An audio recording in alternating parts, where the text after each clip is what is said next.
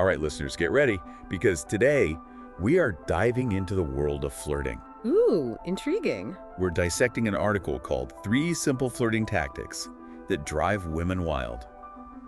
Flirting lines included. I see that eyebrow raise. Yeah, I know, right? The title is a lot. A bit much. But don't worry, we're not turning into pickup artists or Oh, anything. yeah, at all. We're going deeper than that to see what these tactics might say about psychology and how people act, socially. Yeah, like a social experiment almost. Yeah, exactly. We're going to look at like what they're trying to do and what they assume about how people interact. Especially romantically. For sure. So should we just jump right in? Let's do it. Okay, the first tactic is called playful disqualification. Okay. I'm a little unsure about this one. I get that it's definitely a bold move. You have to be careful with it. Yeah, But the idea is to kind of like tease that you're not instantly smitten, right. And that can actually make you more interesting. Yeah, it's all about disrupting expectations. Like, most people are used to compliments and people trying to impress them. Right. So when you do something different, you stand out. Oh, I see. So it's like instead of gushing over someone, you're kind of like putting up a wall. Sort of, yeah, but a playful wall. Playful wall, okay. Like, the article gives this example line, and I'm not sure about this one, but it says something like, "You and I could never get along. You're way too stubborn. I can tell." Oh my gosh, I know, right? Is that supposed to work? Well, supposedly it plays on something called reactance theory. Reactance theory with that. It's basically the idea that when people feel like their freedom is being limited, Uh-huh. they want to get it back. Oh. So by disqualifying yourself, you're kind of challenging the other person to prove you wrong. Interesting. They want to show you that you would actually get along. It's kind of like reverse psychology. Yeah, exactly. But wouldn't that come across as like insincere or even mean? Totally. It could if you don't do it right. Like, it all comes down to your tone and how you say it. Right. It has to be lighthearted and playful, and you have to be smiling. Got it. If it sounds sarcastic or mean, it'll totally backfire. For sure. And honestly, even if you do it perfectly, it might not work for everyone. Right. Some people just wouldn't like that approach. Exactly. Okay, so playful disqualification.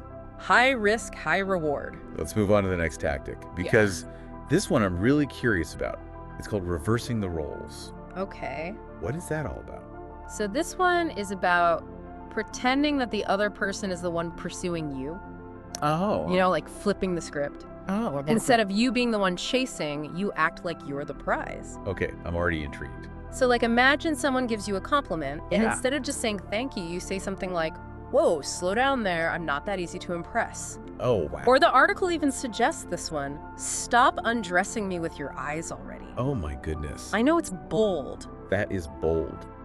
I can see how that could be like really playful and flirty. Yeah, if you're both on the same page. But what if the other person doesn't get it? Oh, then it would be super awkward. Yeah.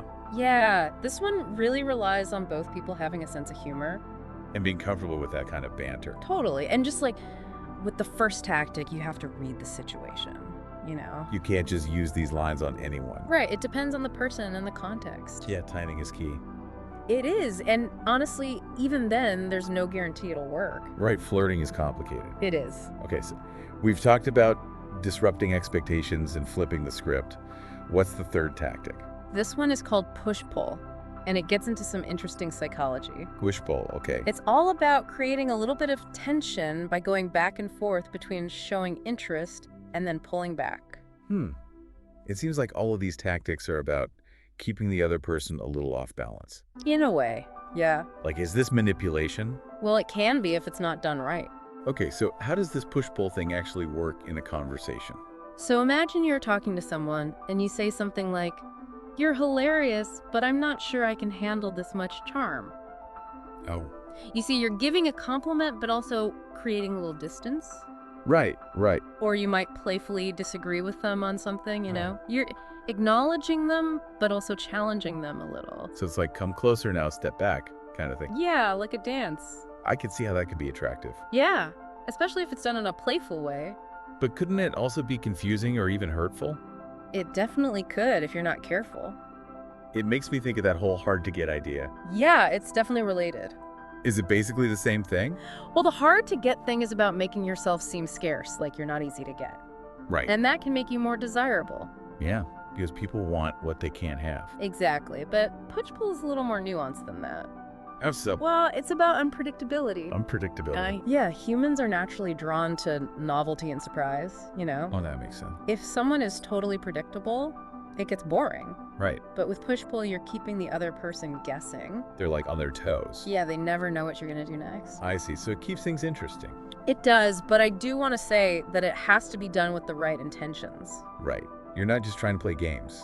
No, you should genuinely be interested in the person. Okay, so it's all about the intention. Yeah, if you're using this to boost your ego or to try and control someone, that's not okay. Right, that's manipulation. Exactly. But if you're really trying to connect with someone, Yeah, and see if there's a spark. then a little back and forth can be a good thing. Exactly. It's like a dance, you know? I like that analogy. Sometimes you lead, sometimes you follow, but you're in it together. Okay, I'm starting to get it. Good. But I still think this one is tricky. It is. It takes a lot of skill to do it, right? You have to be self-aware and really pay attention to the other person. Totally. And even then, it might not be the right approach for everyone. True. But even if you never use push-pull directly, I think understanding the psychology behind it is really helpful. How so? Well, it helps you understand why you're attracted to certain people and why some interactions are more exciting than others. Interesting. Now, before we move on, I want to mention something the article talks about, which is combining these tactics. Combining them. Yeah, so instead of just picking one and sticking with it, you can actually flow from one to the other. Oh, so you're not like locked into one tactic. Exactly. You have to be adaptable and read the other person's cues. So you might start with playful disqualification Right, to break the ice. and then switch to reversing the roles. Exactly. And then if things are going well, maybe throw in some push-pull. Yeah, it's like having a conversational toolkit. I love that. You choose the right tool for the moment. So it's not about following a script. No, it's about being present and responding to what's happening. Okay, that makes sense. It takes the pressure off, It does. but it's still important to be aware of the psychology involved. Right, because these tactics can have a real impact on people. Exactly. Which brings us to a really important point, the ethics of all this. Yes, we have to talk about that. We've talked about the benefits of these tactics, Right. but they can also be misused. Yeah, where's the line between playful flirting and just being manipulative? That's a great question, and I think one key factor is power dynamics, you know? Power dynamic. Like what might feel like harmless flirting to one person could feel really uncomfortable to someone else. Especially if there's a power imbalance between them, Exactly. right? Like a boss and an employee. Yeah, or a teacher and a student. So we have to be sensitive to the other person's feelings. Yes, and make sure our actions match our intentions. Right, if you're just trying to manipulate someone, that's not okay. Not at all. And even if our intentions are good, things can still be misinterpreted. Oh, absolutely. We think as a playful tease. Could be hurtful to someone else. Yet everyone brings their own experiences to these interactions. Right. So communication is key. It is, you have to pay attention to the other person's cues, both verbal and nonverbal. Absolutely. And we also have to be honest with ourselves about why we're doing this. What do you mean? Well, are we trying to create a genuine connection? Right. Or are we just trying to boost our own ego?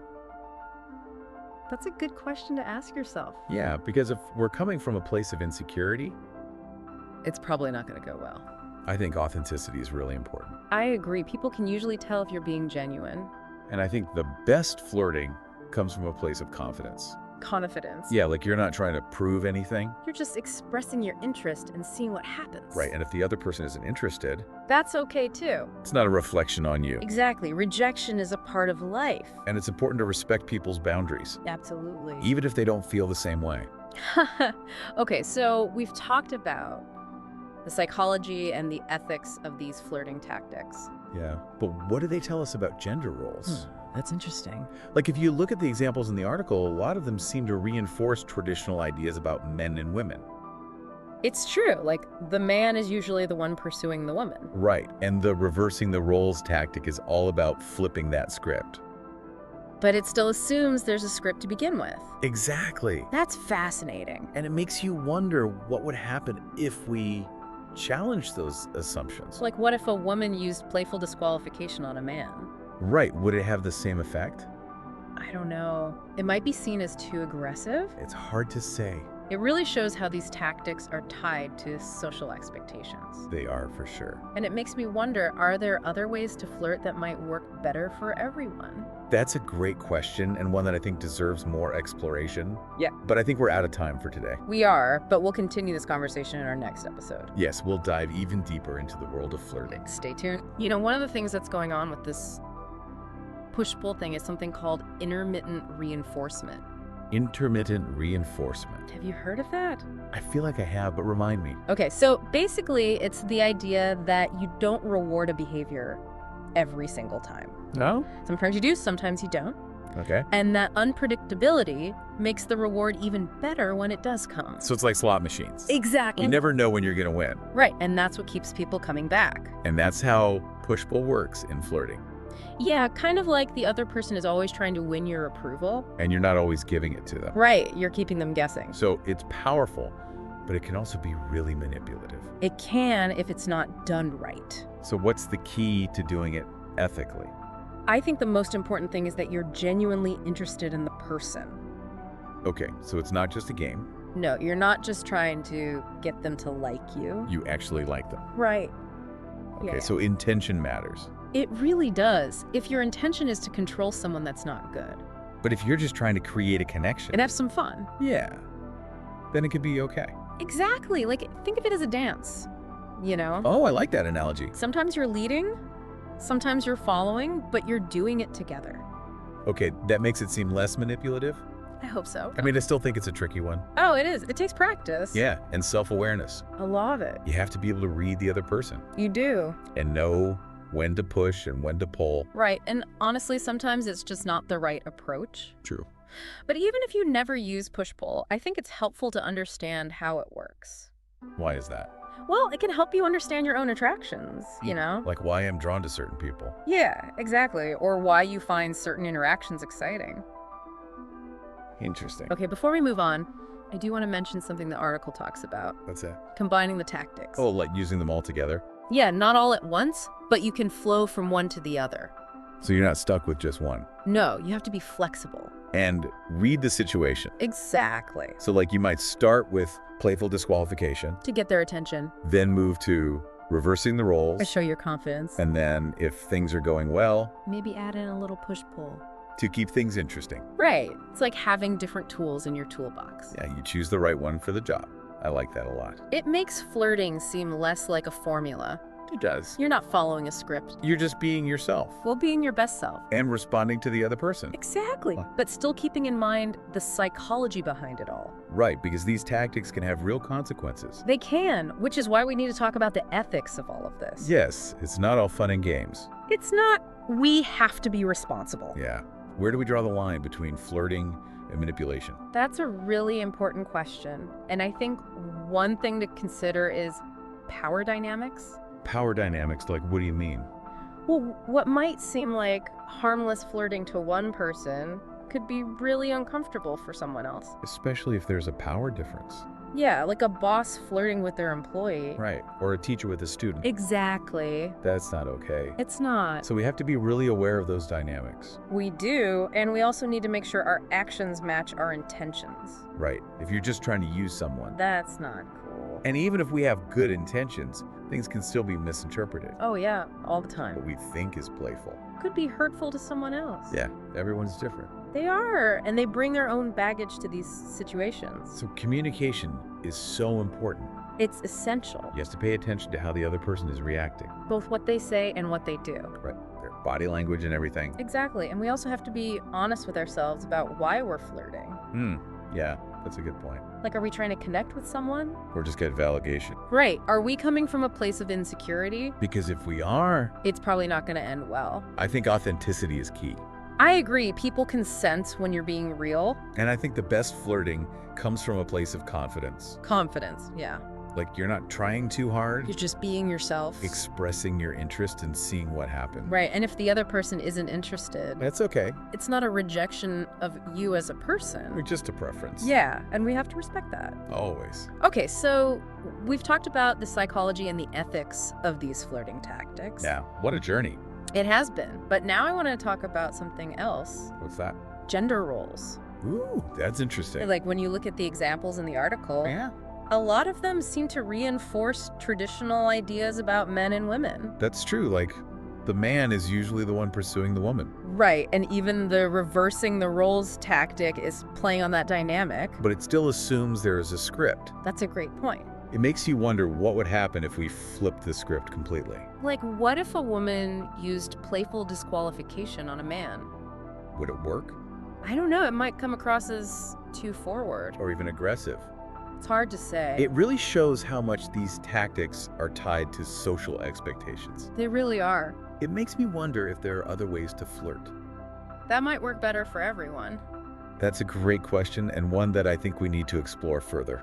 I agree. But unfortunately, we're out of time for today. We are, but we'll continue this conversation next time. Yes, we'll dive even deeper into the world of flirting. Okay, so we've been dissecting these flirting tactics. Breaking them down. Yeah, but now I think it's time to zoom out a little. See the bigger picture. Yeah, we've talked about the psychology How? and the ethics, The should you. but what about the why? Yeah, like why do these tactics work in the first place? Do they work because there's something inherently attractive about them?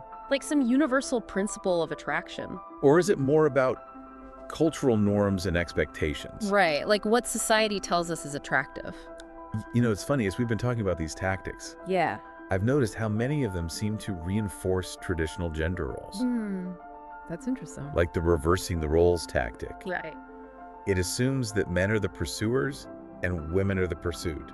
that's true. And it makes me wonder what would happen if we flipped those roles. Like what if a woman used playful disqualification on a man? Would it have the same effect? I don't know, it might be perceived totally differently. Yeah, it might seem too aggressive or something. Right, context is everything. And it really highlights how these tactics are operating within a very specific cultural context. They are, for sure. And it makes me wonder, are there other ways to flirt that might be more inclusive? Yeah, like ways that work for everyone regardless of gender. I think that's a really important question to consider. It is because flirting shouldn't be limited by societal expectations. Right, the goal is to create a connection. A genuine connection. And that shouldn't depend on your gender. Absolutely. So maybe instead of focusing on these specific tactics, Which can be a bit manipulative. yeah, maybe we should focus on broader principles of attraction. That are more universal. Like what kind of principles? Well, research has shown that humor is a really powerful attractor. People like people who make them laugh. Exactly, and that's true across cultures and genders. Right, it doesn't matter who's telling the joke. As long as it's funny. Laughter brings people together. It creates a shared experience, And it can be really disarming. for sure. What else? Another key principle is genuine interest. Oh yeah, like really listening to someone. And asking them thoughtful questions. That makes them feel seen and heard. Exactly, and it shows that you care. And that can be incredibly attractive. It really can. I think it's about recognizing the other person's uniqueness. And valuing their perspective. Yeah, it's about seeing them as an individual. Not just a conquest. And that kind of authentic connection is so much more powerful than any cheesy pickup line. I agree. So it's not about playing games or trying to manipulate someone. It's about being real. And being present. And I think vulnerability is important too. Vulnerability. Yeah, like allowing yourself to be open and honest. Even if it's a little scary. Because it creates space for the other person to do the same. It's about building trust. And intimacy. And that takes courage. It does, but it's worth it. Because those deeper connections are what make life meaningful. They are. So maybe these flirting tactics can be helpful. As long as they're used ethically. But they're not the be-all and end-all. No, the most important thing is to be authentic. Be yourself. Be kind. Be curious. And be open to the possibility of connection. And who knows what might happen. Exactly. Well, that's a wrap on this deep dive into the world of flirting. It's been quite a journey. We've covered a lot of ground. From psychology to ethics to gender roles. And I think we've all learned something along the way. I hope so. So thank you for joining us. It's been a pleasure. And until next time, keep it real, keep it kind, and keep it flirty. Bye, everyone.